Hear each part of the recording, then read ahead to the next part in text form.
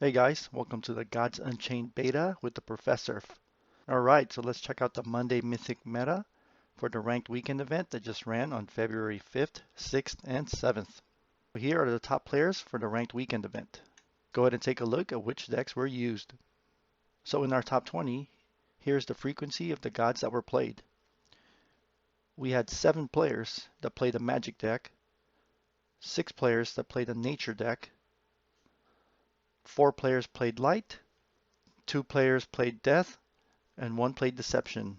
Although we don't have a player that played a war deck in the top 20, we do have a war deck that performed decently. So tracking which decks had the most wins, we have Nature and Magic both at 22 wins. Light's best deck had 21 wins. Death's best performance is at 20 wins. Our Deception deck had 19 wins. Although not in the top 20, we have a war deck that finished with 18 wins.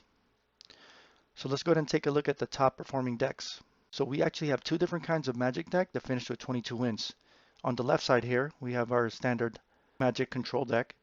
Plenty of removal and ramp to get to the late game to control your opponent. On the right side here, we have a Magic deck that focuses on face spell damage. The 2 decks share some similarities with removal, but the face spell Magic deck doesn't run any ramp and has spells that focuses on burn and direct damage. There's a lot of spell generation with Palace, Runestorm, and Rune Rider. Overall, most of our top Magic players used the Control Magic deck, and the Face Spell Magic was a one-off. At 22 wins, we have our Nature deck here. This one's different from the usual mid-range Beast deck. This one is a Regen Nature deck. The Regen Nature deck focuses on buffing your confused creatures with Gloam Druid, and includes Trial of the Hydra to give your creatures a buff to their stats. Our other top Nature players also played the mid-range Beast deck. At 21 wins, we have our mid-range Light deck. It has the standard strong early game with Ritual Rod, Blind Martyr, Veteran Hoplite. That's complemented with a good mid game with Highborn Knight, Master of Indulgences, and Canonize. And we have our strong top end here with Isadora, Asterius, and Helia. At 20 wins, we have our Death deck, and this time it's a Zoo deck. The Zoo deck curves out really low and focuses on token and speed, along with Soulburn to overcome your opponent quickly. Our top Deception deck had 19 wins. This one's the Hidden Rush aggro deck.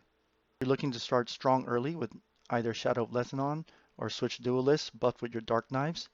And from there, you add Jinxblade Duelist and Shade Walker to continue the damage and overwhelm your opponent.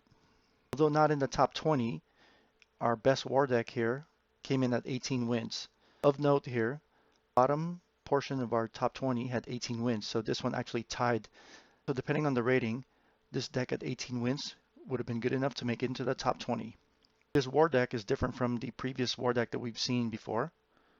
This one is a Valka's Axe buff deck.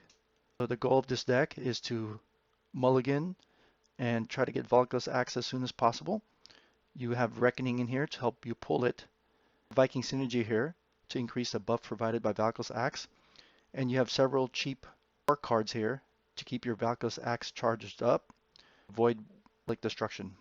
When this deck hits in all cylinders and is able to pull the Valka's Axe and keep it charged up and buffing, it can really quickly overwhelm the opponent.